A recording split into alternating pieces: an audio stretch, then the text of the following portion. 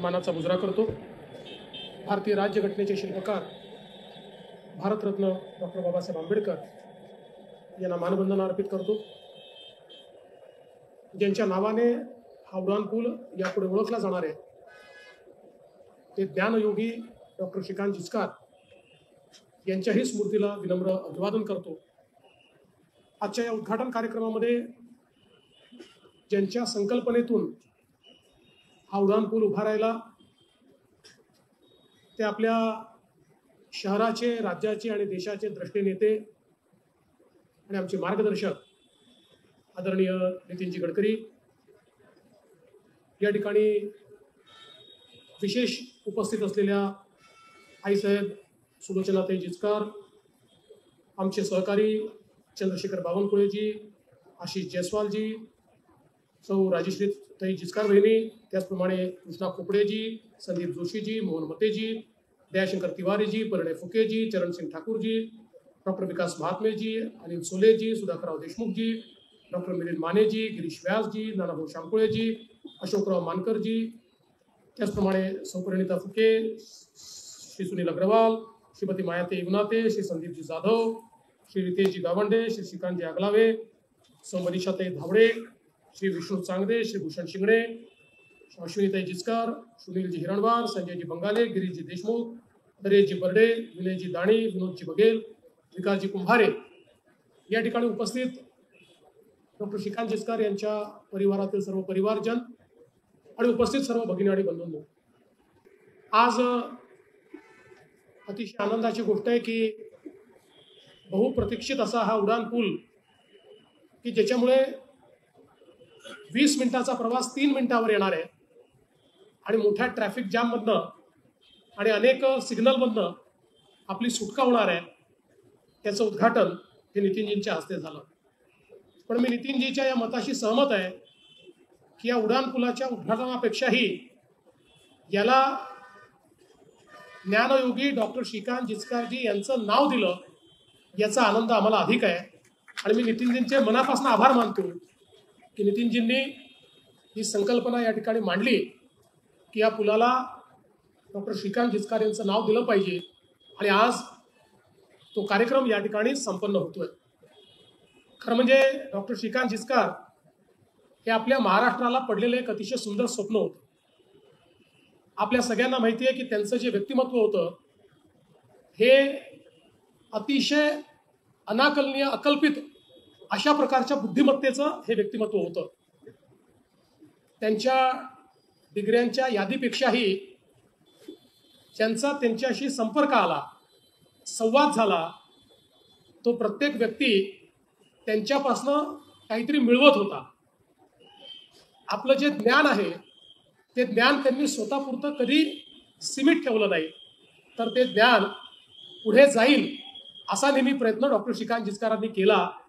आणि म्हणून मी तर असं म्हणेल की आज आपण आर्टिफिशियल इंटेलिजन्स, चॅट जीपीटी अशा सगळ्या गोष्टींचा विचार करतो, पण या सगळ्या गोष्टींपेक्षा जास्त वेगाने जे विचार करू शकत होते ते डॉक्टर श्रीकांत जिचकार होते, असं म्हटलं तर ते अयोग्य होणार नाही।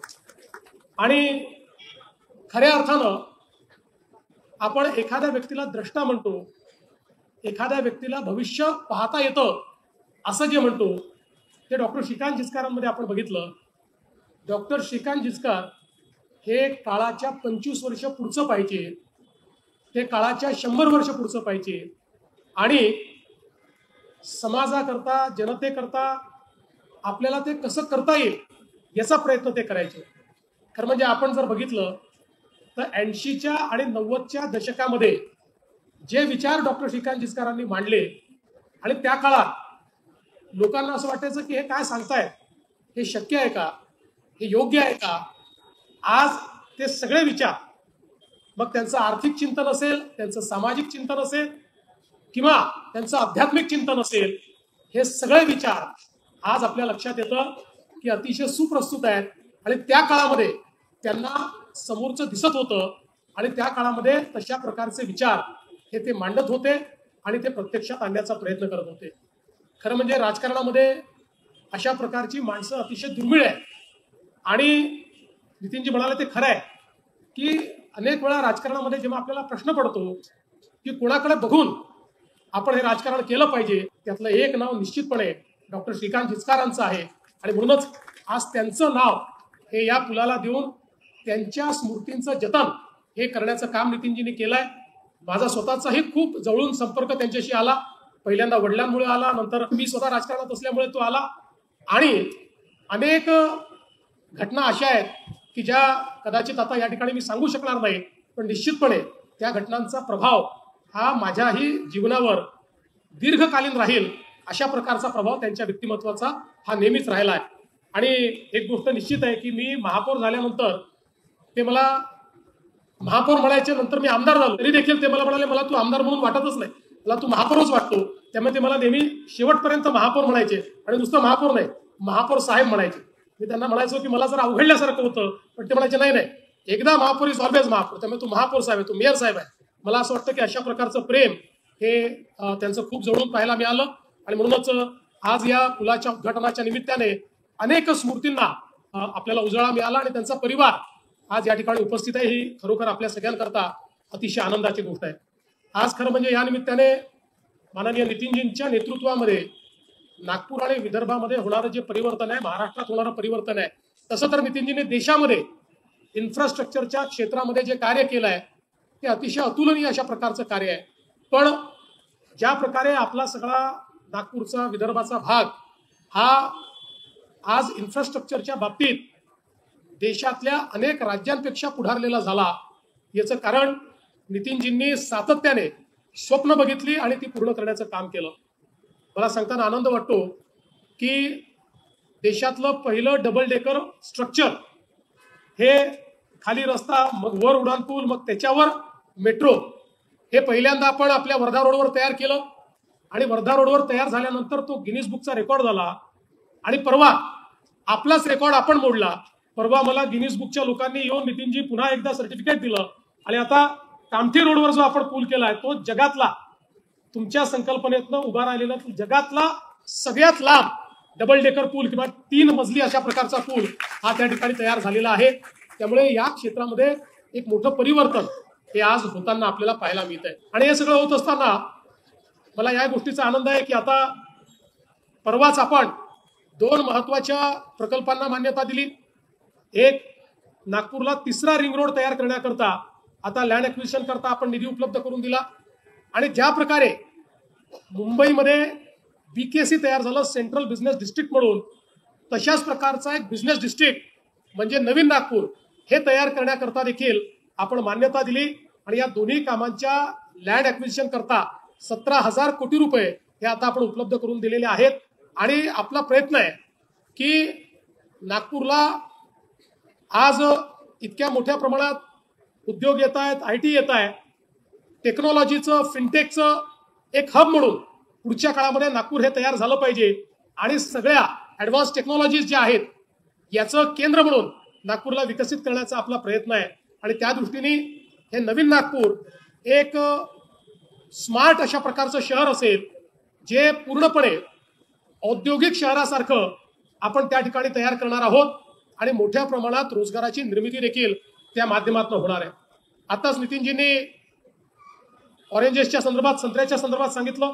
मला सांगताना आनंद वाटतो नितीनजी की कालच आपण रिलायन्स फूड्स या कंपनीसोबत काटोलमध्ये चरणसिंग ठाकूरजी यांच्या मागणीवर काल त्यांनी एक नवीन फूड अँड बेवरेजेस पार्क हा घोषित केला.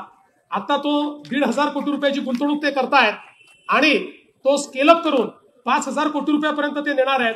आणि त्यांची अपेक्षा आहे की राज्यातला सगळ्यात मोठा फूड पार्क हा काटोलमध्ये ते उभा करणार आहेत. आणि विशेषतः याच्यामध्ये संत्र्यावर प्रक्रिया हा एक अत्यंत महत्वाचा विषय हा काटोलमध्ये त्या ठिकाणी त्यांच्या हस्ते होणार आहे. त्यामुळे मला असं वाटतं की एक अतिशय चांगला निर्णय आपण झाला. काल आपण कोल गॅसिफिकेशनचा 30,000 कोटी रुपयाचा एक गुंतवणूक अडाणींची नागपूरमध्ये त्या ठिकाणी पहिला देशातला कोल गॅसिफिकेशनचा प्रोजेक्ट. आपल्याला माहिती आहे की ओपन कास्ट मायनिंग हे मोठ्या प्रमाणात आपण करतो, लोकांना त्रास होतो.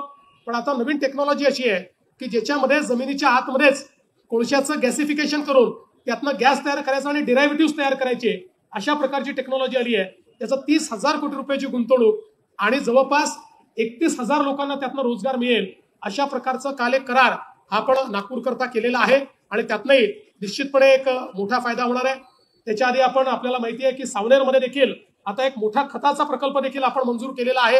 त्यामुळे नागपूरच्या सगळ्या भागांमध्ये मोठ्या प्रमाणात आपण विकासाचं विजन या ठिकाणी नितीनजींच्या नेतृत्वात अवलंबतो आहोत. मला हे देखील सांगितलं पाहिजे की लवकरच जी काही सोलरचं मॉड्यूल आहे, या मॉड्यूलमधली देशातली सगळ्यात मोठी कॅपॅसिटी ही आता नागपूरमध्ये तयार होतोय. काही त्यातलं काम पूर्ण झालेलं आहे, काही काम सुरू झालेलं आहे. एकूण जी कॅपॅसिटी आपण आता या ठिकाणी तयार करतोय ही देशातली सगळ्यात मोठी कॅपॅसिटी आहे.